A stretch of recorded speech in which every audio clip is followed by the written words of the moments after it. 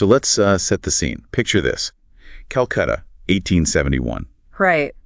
A tense time. Yeah, exactly. There's this real sense of, well, shock, actually. The Chief Justice of Bengal has just been assassinated. Struck down right in public, under the court's portico, not hidden away at all. Right. And this happens just days before a book meant to, bridge the gap between the British rulers and their Indian subjects even arrives in the city. A book by W.W. Hunter trying to explain the Musalmans, as they were termed then.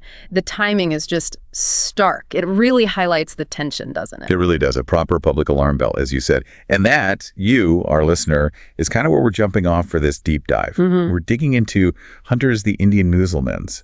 And this isn't some dry academic text, is it? It feels more like a shortcut almost. It really is a shortcut to understanding this incredibly complex and often, let's be honest, hostile relationship in 19th century British India. So our mission today really is to unpack what Hunter found.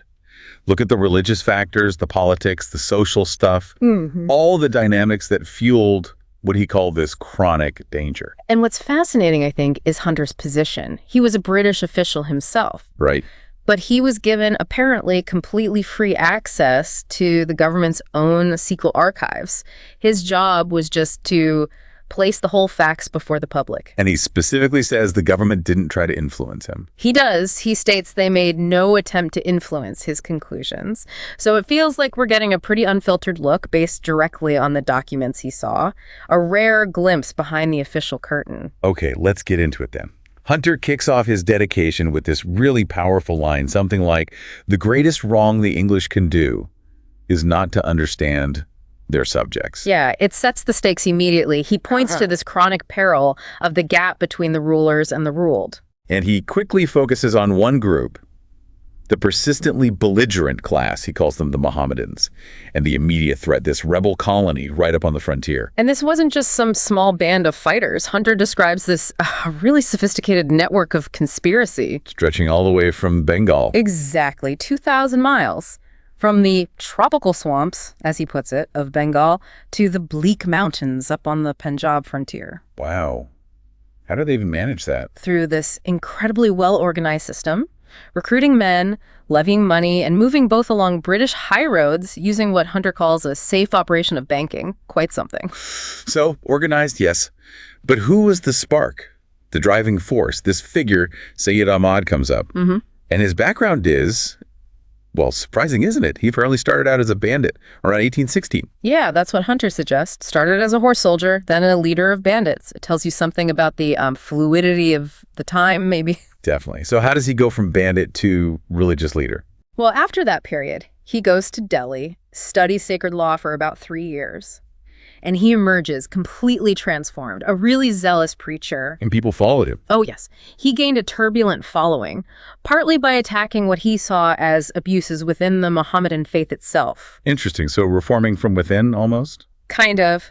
But he also attracted groups like the descendants of the Rohillas, an Afghan tribe with old scores to settle with the British. So it was a mix of religious zeal and existing grievances. He sounds like quite the strategist, too, setting up a base in Patna, appointing Caliph's sort of spiritual deputy. Absolutely. Patna became his permanent center. He appointed these caliphs to spread his teachings and his travels. I mean, he went to Calcutta, drew huge crowds. Is that where the story about the turban comes from? That's the one. Apparently, so many people wanted to become his disciples, he just unrolled his turban, and anyone who touched it was initiated. Shows his charisma, I suppose. And then the trip to Mecca in 1822, Hunter notes how that pilgrimage essentially sanctified his robber past. Yes. It gave him immense religious legitimacy, a crucial step. And after that, around 1824, he makes his big move. Which was? He rallies Pathan tribes on the Peshawar frontier, issues a formal call to holy war jihad. Against the British? Actually, no. Initially against the Sikh empire that controlled that area. Ah, okay. Why the Sikhs? The Pathans had specific grievances.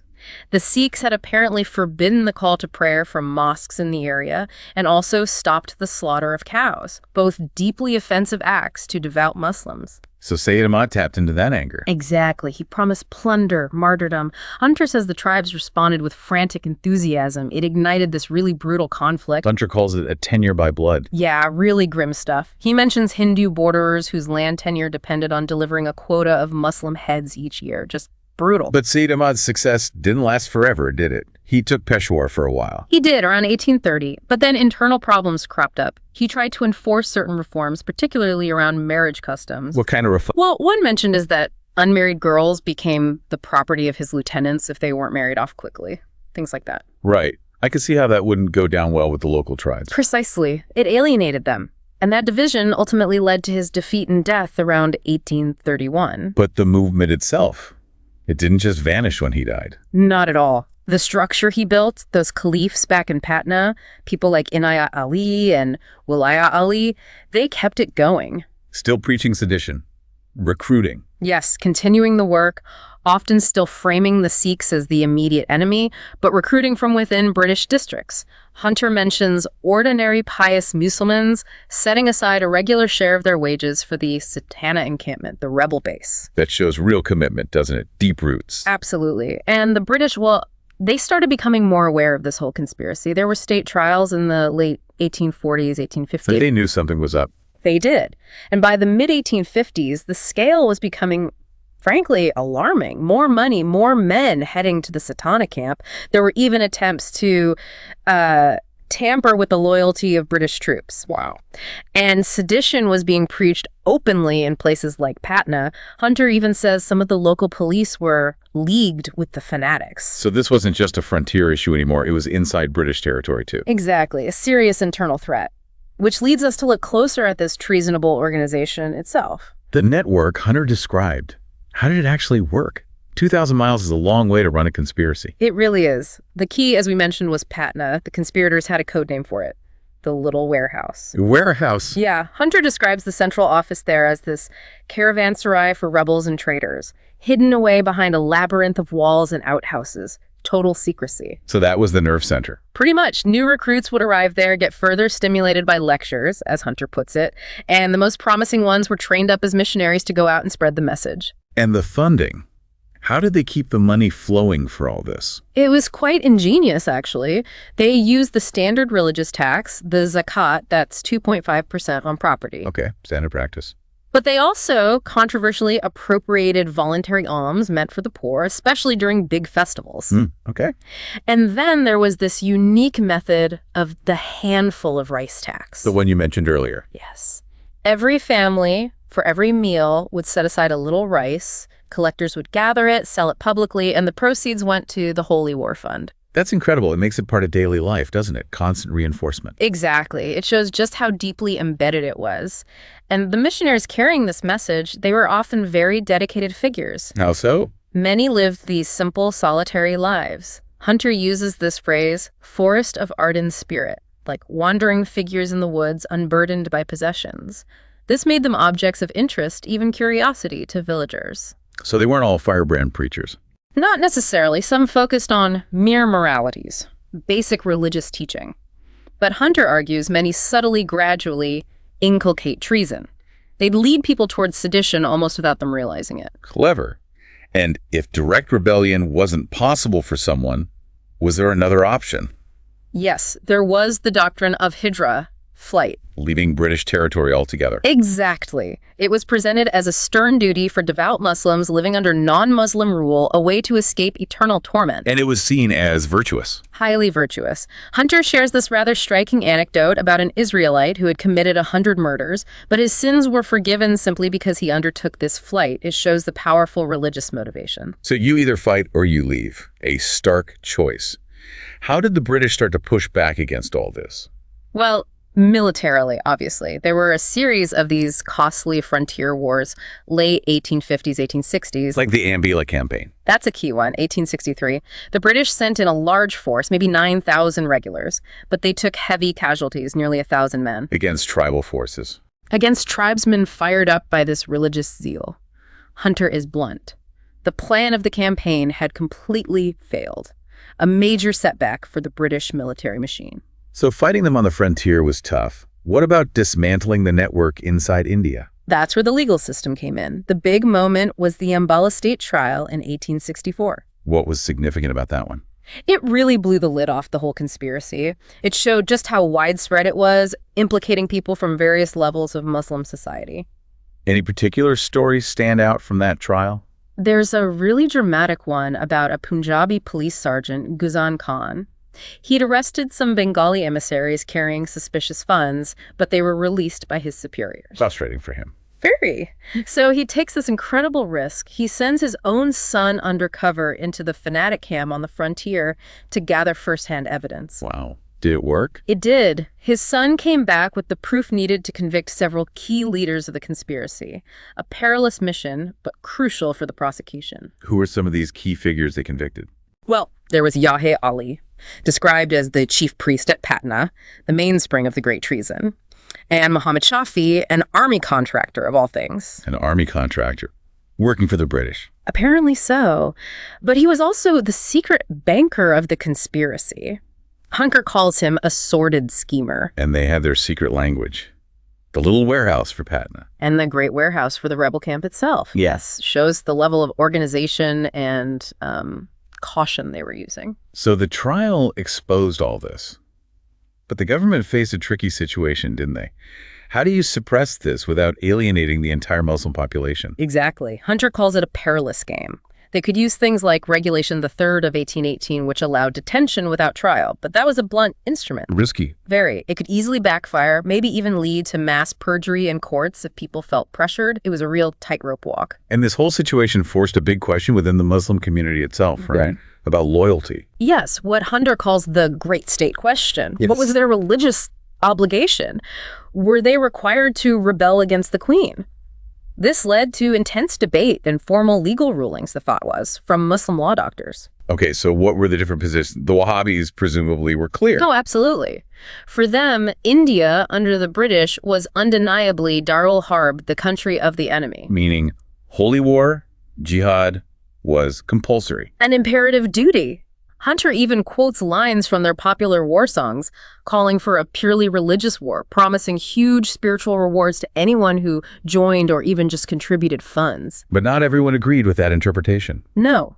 There were important counter-arguments offering pathways to loyalty. The Shia community, for instance, had a distinct theological view. What was that? For Shias, a holy war is only truly lawful if led by the imam in person, and for most Shias, the imam is hidden and hasn't reappeared yet. So no imam, no jihad. Essentially, yes. Plus, Shias had often faced persecution under previous Orthodox Muslim rulers, so British rule, which offered them protection, was actually preferable in some ways. Interesting. And they had this principle, taqiyya. Right. Religious compromise or dissimulation. It allowed them to conceal their true beliefs if they were in danger, so their theology naturally inclined them towards accepting British rule. Okay, that's the Shia view. What about the Sunnis, the majority? Were they united? No, they were divided too. You had law doctors, particularly in northern India, who actually agreed with the Wahhabis on the basic premise. India was technically Darul Harb. So they agreed it was enemy territory. Yes, but, and this is crucial, they came to the opposite conclusion about what to do. They argued that the duty to rebel did not automatically follow. Instead, Muslims were bound to live peacefully under the existing rule. How do they justify that? The legal reasoning gets complex, but essentially they argued the conditions for active rebellion weren't fully met, or that the potential harm from rebellion outweighed the obligation. Okay. And there was another Sunni group in Calcutta. Yes, the Calcutta Mohammedan Literary Society. They took a completely different approach. They argued that India was still Darul Islam, a country of Islam. Even under British rule. How? Again, through complex legal interpretation, they focused on the fact that certain core Muslim rituals were still permitted. If it was Darul Islam, then rebellion was obviously unlawful. Hunter calls it a triumph of legal subtlety. So multiple ways to argue for loyalty, even within the Sunni community. But what was Hunter's own conclusion after looking at the older texts? Did he think India was Darul Harb? He did. Based on his reading of the most authoritative classical jurists like Abu Hanifa, he argued that India had met the conditions to be considered Darul Harb. And what were those conditions again? He lays out three. First, the open exercise of infidel rule. Well, the British were clearly in charge. Check. Second, it had to border another Darul Harb without a Muslim state in between that could help. Hunter makes the point that the sea itself counted as Darul Harb, connecting India directly to England. And the third condition, the really critical one, was the loss of Amani Awal. Meaning the first security or the full religious status and protection Muslims had enjoyed under previous Muslim rulers. This, Hunter argued, was demonstrably lost. And he gives specific examples of how that security was lost. Yes, quite a few. British taxes being used to support Christian churches, for one. The abolition of Muslim judges, the qazis, which impacted marriages, inheritance. We'll come back to the qazis. That seems important. Definitely. Also, English replacing Persian or Urdu in the courts, the open sale of things forbidden to Muslims, like pork and wine, state protection for prostitutes, fallen women, and just a general lack of state support for performing essential Muslim religious duties. So a whole range of infringements on their previous status. Exactly. And he contrasts this with things like the abolition of the poll tax on Hindus, showing a broader shift away from the old Mughal system. Hunter also suggests the British East India Company had actually avoided this earlier. Yes, he credits their early admirable moderation. For almost a century, they largely maintained the existing Muslim administration and legal system. That, he thinks, subtly prevented a major uprising sooner. But things changed, and that 1864 act abolishing the qazis was the final straw for many. That seems to be Hunter's view. The last touch that confirmed India's status as Darul Harb in the eyes of strict interpreters. So if India is Darul Harb, but rebellion isn't necessarily happening everywhere, what's the new relationship? What's the deal? Hunter explains a kind of new, uneasy social contract emerged. Muslims become mustaqim, essentially, seekers of protection. They accept limited civil and religious rights, called aman, from the British. And in return? In return, they live as peaceable subjects. Under this specific arrangement, the religious duty to wage war technically disappeared, according to this interpretation. So not loyalty, but tolerance based on a deal. That's pretty much it. Hunter is very clear. Enthusiastic loyalty is hopeless. The best the British could expect was a cold acquiescence, rooted in this specific religious duty to keep the peace, as long as the British upheld their end of the Aman bargain. And the big if? The big if is crucial. If the British did interfere with core religious practices, if they violated that Aman, then the deal was off. Rebellion could become lawful again, or at the very least, Hijra flight would become a duty. That's a precarious foundation for an empire. Very precarious. And it leads us directly into the next part of Hunter's analysis. The deep-seated everyday grievances felt even by Muslims who weren't actively rebelling. Right. The things that fueled this underlying chronic sense of wrong, as he calls it. The stuff that, if ignored, could easily push people towards the rebels. Exactly. He lists a whole series of accusations leveled by the Mohammedans of Bengal against British rule. What sort of things were on that list? It's quite damning. They felt systematically excluded from all honorable jobs, especially in government service. Okay. Lack of opportunity. A huge one. They argued the British education system was useless for them, leaving them unprepared for modern life, leading to contempt and beggary. We touched on education, but yeah, that sounds fundamental. It was. Then there's the misery caused by abolishing the qazis. We keep coming back to them, but they were vital for marriages, inheritance, daily religious life. So it wasn't just a job, it was a community function. Absolutely essential. They also felt the British were imperiling their souls by not providing the means to fulfill religious duties. And they accused the government of outright misappropriation of Muslim religious and educational funds. Deliberate misuse of their money. That was the charge. Deliberate malversation. And beyond the practical stuff, there were these deep, sentimental grievances. Like what? A feeling that the British, who had risen to power initially as servants under the Mughal Empire, showed no pity once they were on top, a sense of being crushed by upstarts. Trod our former masters into the mire is the phrase Hunter uses. Humiliation. That's powerful. Does Hunter provide evidence for this decline, particularly the economic and professional exclusion? Oh, yes. He details how all the traditional avenues for Muslim wealth and power, military leadership, collecting revenue, jobs in the courts and administration, were systematically shut down one by one. By specific British policies? Yes. Take the Permanent Settlement of 1793. It was a major land reform meant to make revenue collection more predictable for the British. Okay. Sounds administrative. But the effect was often to elevate Hindu revenue collectors, who had been subordinate officials, into the position of landowners, displacing the old Muslim gentry families. A huge shift in wealth and status. Unintended consequences, perhaps. Perhaps, but devastating nonetheless. And then came the resumption laws, mainly between 1828 and 1846. What did they resume? Rent-free lands. Many of these have been granted generations ago, often as endowments to support schools, mosques, or just staying respected families. The British decided to investigate and reclaim many of these grants for the state.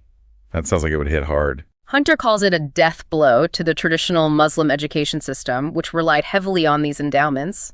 And it ruined countless families who suddenly lost their ancestral lands and income. It wasn't just hardship, it was pulling the rug out from under their entire social structure. And the job statistics, do they back this up? Dramatically. Hunter includes tables from April 1871. They show Muslims almost completely absent from the higher levels of government service. Like literally zero. In the covenanted civil service, the elite tier, 0 Muslims out of 260. Gazetted police officers, 0 out of 109.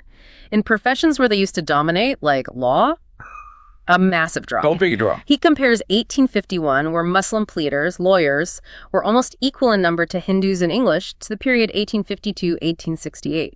In those later years, out of 240 newly admitted pleaders, only 1 was Muslim. 1 out of 240. That's staggering. It really is. Hunter quotes contemporary newspaper articles describing Muslims being publicly singled out for exclusion, reduced to hoping for jobs like porter, messenger, filler of inkpots, a total marginalization. And the education system was a key part of this failure. You mentioned it was unsuitable. Utterly unsuitable from their perspective. Hunter explains why. First, the language of instruction in Bengal was Bengali, using Hindu-derived script, a language many upper-class Muslims despised, preferring Persian or Urdu. Language barrier right there. Big one. Then, the teachers were often Hindu pundits, whom they distrusted or disliked. Crucially, there was no provision for teaching Persian or Arabic, their classical and religious languages, essential for professional life then, and no religious instruction at all. So a system basically alien to their culture and needs. Exactly. While it worked reasonably well for Hindus adapting to British rule, for Muslims it was, as Hunter says, opposed to the traditions, unsuited to the requirements, and hateful to the religion. And that Hughley endowment scandal you mentioned sounds like a prime example of the funding issue. It's a really egregious case. A wealthy Muslim gentleman, Haji Muhammad Mohsin, left a huge trust back in 1806 for pious uses of Islam and to support Islamic learning. Okay, clear purpose. Decades later, the British administration was using the bulk of these funds, Muslim funds, to run a large English college at Hooghly. A college Hunter describes as subversive of the principles of Islam, and one from which Muslims themselves felt practically excluded. And the principle. An Englishman earning a hefty salary, £1,500 a year, which was enormous then, directly from this Muslim endowment, while being, according to Hunter, ignorant of a single word of Persian or Arabic. That's pretty blatant malversation. It certainly looks that way. Hunter even notes small things like the number of official Muslim holidays being reduced compared to Hindu ones, adding to the feeling of disregard. And circling back to the Qazis one last time, their abolition in 1864 wasn't just symbolic, was it? No, it had profound practical consequences. It deprived ordinary Muslims of the official they needed for legally recognized marriages, inheritance matters, certifying documents according to Muslim law. It created a vacuum. Who filled that vacuum? Often unofficial, sometimes discontented or radical preachers stepped in, making it harder for ordinary Muslims to navigate their lives according to their faith within the British system. It just added another layer of difficulty and grievance. So after laying all this out, the rebellion, the legal debates, the deep-seated grievances, what does Hunter actually recommend the British government do about it? He's quite direct. He argues the government must make amends, not just for the economic ruin, but for the want of sympathy, the lack of understanding. Practical steps. Yes. He suggests specific educational reforms, tailor the system to Muslim needs, maybe create Anglo-Arabic departments, employ Muslim school inspectors who understand the community, make the system work for them, not against them. And the Qazi issue, does he say bring them back? He strongly suggests reconsidering it. He points out the ongoing cost of policing discontent and suppressing potential unrest is likely far higher than the cost of simply providing the functionaries the community genuinely needs and wants. It's almost an economic argument for cultural sensitivity. It's a pragmatic plea, really. Address the legitimate grievances, show some empathy, and maybe, just maybe, you can avoid the chronic danger he identified. Okay, so that really brings us towards the end of this deep dive into Hunter's Indian Musalmans. It's been quite a journey through this. Well, complex tapestry, hasn't it? It really has. Religious revivalism, political resistance, serious economic decline, all interwoven with British policies and misunderstandings. And it's striking how central the interpretation of religious law was to everything, whether it led to outright rebellion or this kind of grudging acceptance. Absolutely. The fatwas, the debates about Darul Harb, these weren't just academic exercises. They directly shaped how people acted and how they viewed their rulers. And Hunter's own conclusion is pretty stark, isn't it? That observation about an honest government like the British only being able to expect cold acquiescence. Meaning, the best men are not on our side. It's a sobering thought for any ruling power. So the final question for you, our listener, to maybe chew on after this. What are the enduring lessons here? When a government, even one that sees itself as honest, neglects the cultural, religious, economic needs of a significant part of the population, what happens long term? Yeah, how do rulers actually earn loyalty, not just obedience or non-resistance? And what responsibility do they have when a community that was once dominant experiences such a profound decline under their rule? These aren't just questions about British India, are they? They feel pretty relevant today in many parts of the world. Something to think about.